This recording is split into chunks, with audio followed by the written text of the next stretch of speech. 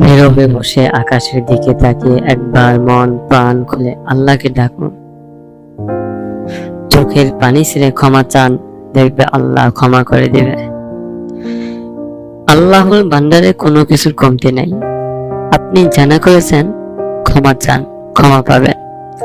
আপনি যত বড়ই পাপ করেন না, ক্ষমা করে দিবেন।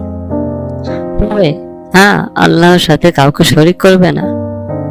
তিনি সমস্ত গুনাহ ক্ষমা করলে ও শিরককারীকে আল্লাহ ক্ষমা করেন না। নীরবে বসে নিজের পাপের কথা স্মরণ করে তার কাছে ক্ষমা চান।